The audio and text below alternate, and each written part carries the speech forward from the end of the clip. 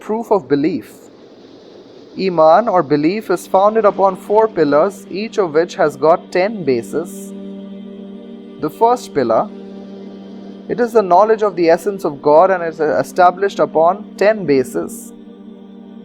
They are the knowledge and belief that God is existing, eternal, ancient, without form, without body, without length and breadth, without any special direction, occupying no space, object of vision for the next world, and He is one without any partner. The second pillar, it is to have knowledge of God's attributes and to believe in them. It is founded on 10 bases.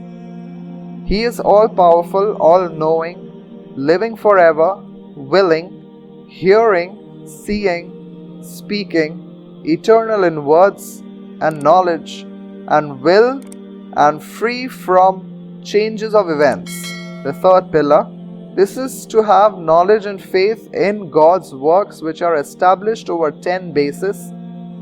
They are that men's actions are created, willed and fixed by God, that He is kind to creators, to creatures, free from imposing works beyond power of men, that He punishes men, He does what He wills, that there is nothing obligatory on God, that He sent apostles and that our prophet was helped by miracles and that His prophethood will last till the day of judgment.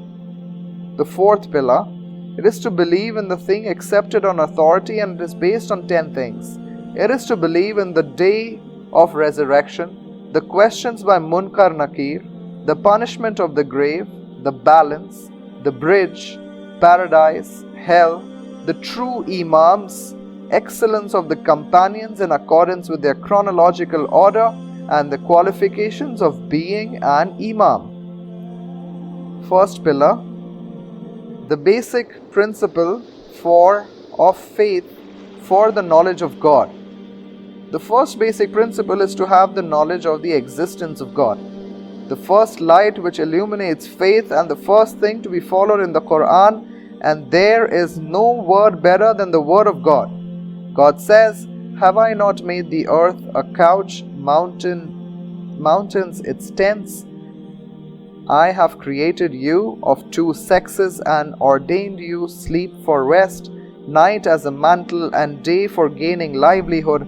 I created above you 7 solid heavens and placed therein a burning lamp, and I sent down waters in abundance from the clouds that I might bring forth by it corns and herbs and gardens thick with trees." 78:6.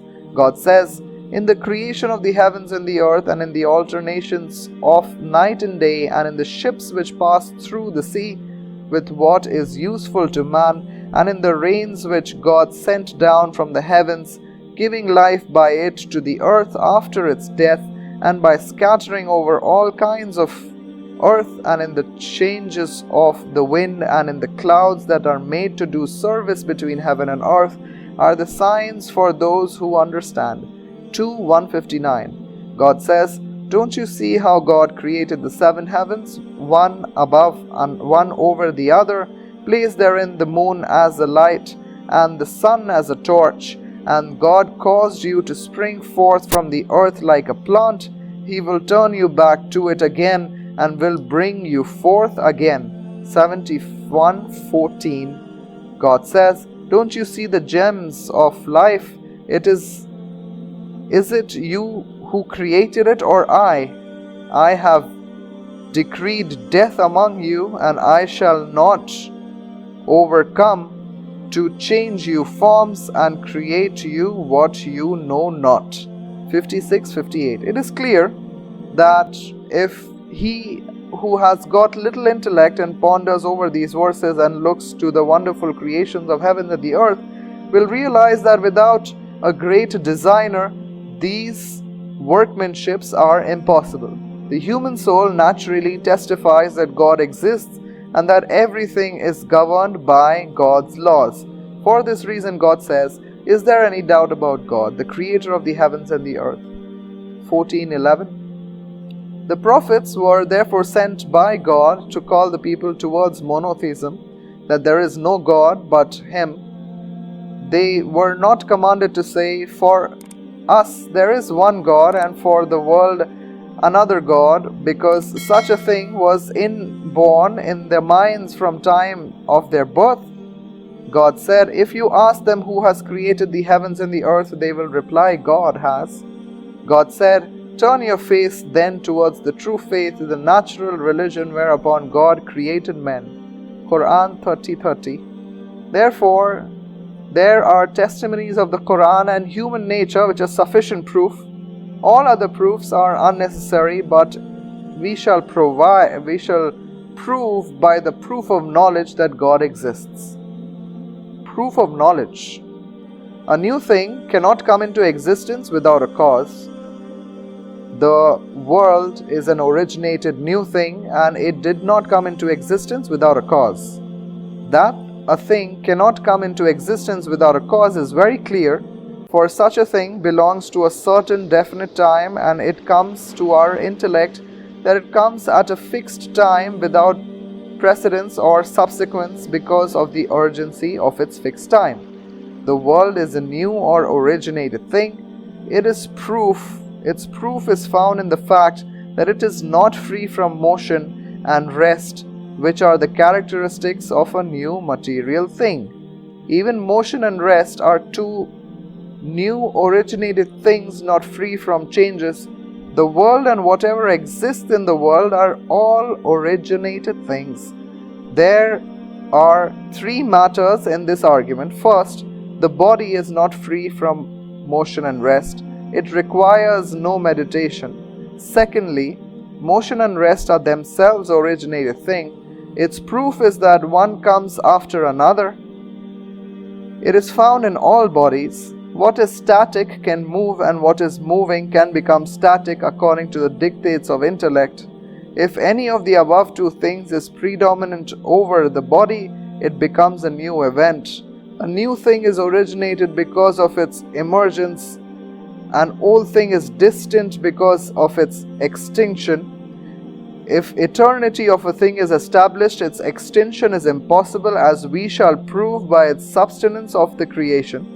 Thirdly, what is not free from changes is an originated or a new thing, or whatever is not independent of originated things is itself originated. Its proof is that if it were not so, the world therefore before every new thing may change, which has got no beginning, and unless these new things come into existence, the turn for the present new things to come into being would never come. But it is impossible for a thing which has no end to come to existence. Another reason is that if there was no end to the motion of heavenly bodies, three conditions would arise. Their numbers would either be odd or even, or both odd and even, and neither odd nor even. The last two are impossible, as positive and negative are united therein, since the affirmation of one of the negations of the other, and negation of one is the affirmation of the other. They cannot be even, as their even number comes odd by the addition of one, that they cannot be odd, and that which has no end cannot be even without change. They cannot be odd because the number becomes even with the addition of one. How can it change into odd when its number has got no end? They cannot be even or odd, as it has got no end. From this it is concluded that the world is not free from changes, and therefore it is a created thing. When it is an originated thing, it requires a creator to bring it into existence. The second basic principle is that the knowledge of God is eternal. He has got no beginning and no end. He is the final of everything, and therefore everything living or dead. Its proof is like this. If he were an originated thing and not eternal, he would have had to have a creator who would have had to have another creator. Thus it would have continued without any end. Whatever comes in succession ends in an ancient creator which is the first. For this reason, the creator is the first and the last and the creator of the world and is the fashioner of this world. The third basic principle is that God is everlasting without any end. He is the first, He is the last, the open and the secret. When the attribute of eternity has been established, His end becomes impossible. Its proof is like this. If He had an end, He would have remained in two conditions. Either He would have come to naught by Himself or through an opposing agent. If it is possible for a thing which is self-existing to come to naught, it is also possible that that thing come into existence. The reason is that if a thing requires a cause to come into existence, it also requires a cause to come to naught. It is not possible that the thing comes to naught after meeting with an opposing agent. If that thing which comes to naught is eternal, how does the form of the existence of a thing become? It is not possible also then an originated thing coming before an eternal thing loses its identity and existence. God is eternal, as we have learned from the previous discussions. Then how did He exist in eternity with His opposite? If the opposite is an originated thing, its existence from eternity is impossible. The fourth principle is that God is without form, not occupying any space and free from space, motion and rest. Its proof is this. Every form occupies a space and moves and stays in it. Body has got a motion and rest, which are characteristics of originated things. What is not free from changes is an originated thing. All originated things are not free from changes. If any form is limited by space and is eternal, it is understood that the sustenance of the creation of the world is eternal.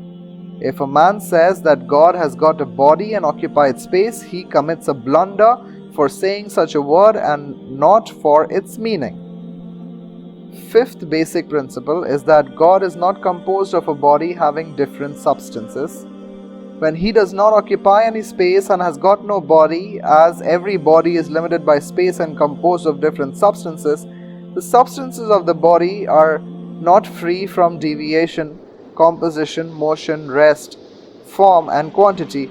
These are the qualities of an originated thing. If it were possible to believe that a creator of the world has got a body, then it would be possible to attribute divinity to the sun and to the moon and other heavenly bodies. If the designer wishes to make a body without substance of the body, he will commit a mistake.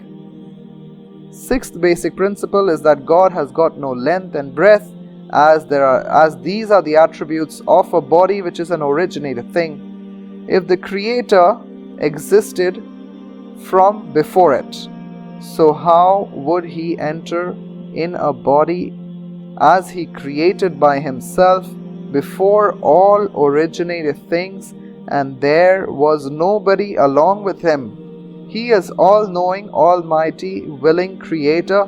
These attributes are impossible for a body. It is not like any worldly thing, rather He is ever-living, everlasting, and nothing is like Him.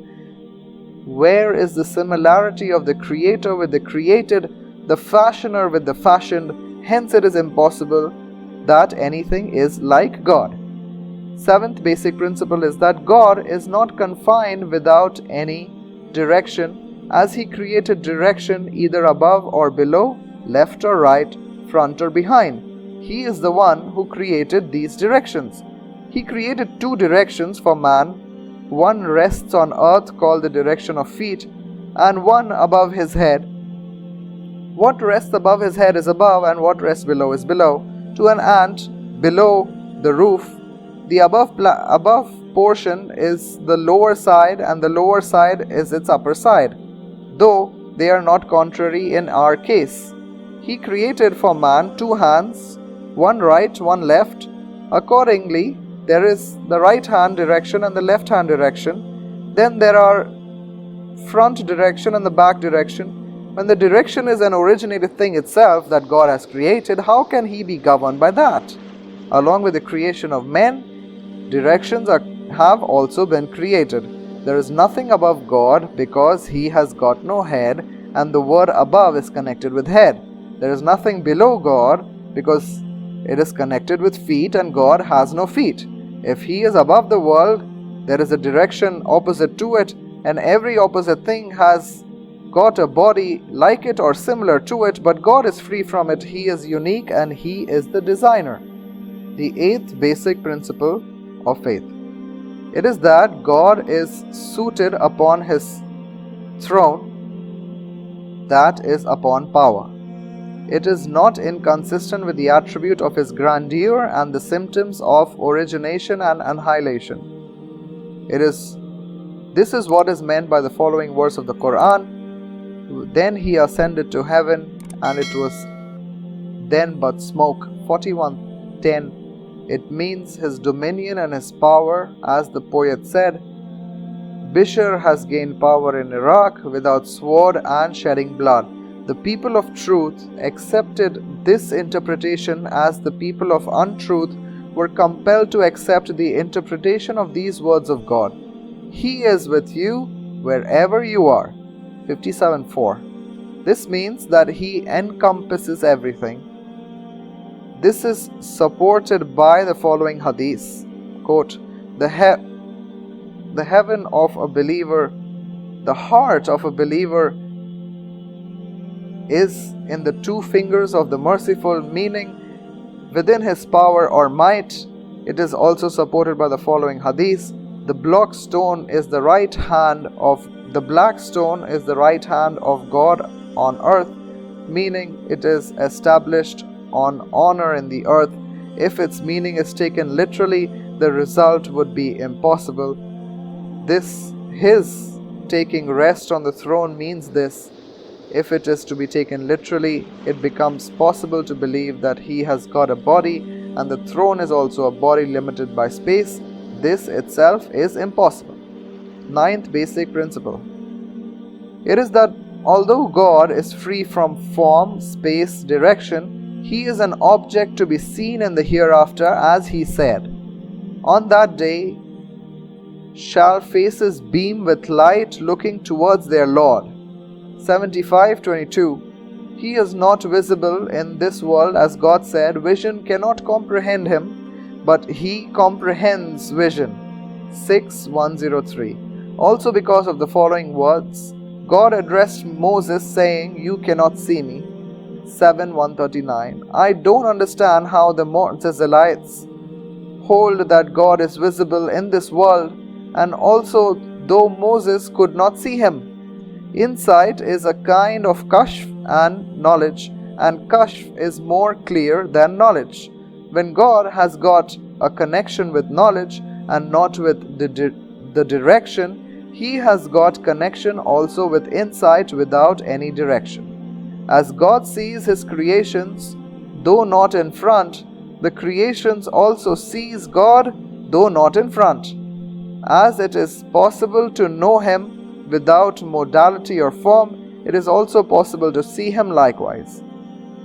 The 10th basic principle. It is that God is one without any partner, single without any like.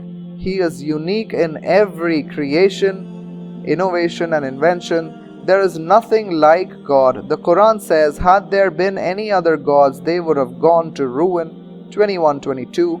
If the first God willed something and the second God would have been compelled to Him, this means that He would not have supreme power. If the second is to oppose the first, He would be powerful and the first would be weak rather than an almighty God. Jazakallah khair. Wassalamu alaikum wa rahmatullahi wa barakatuh.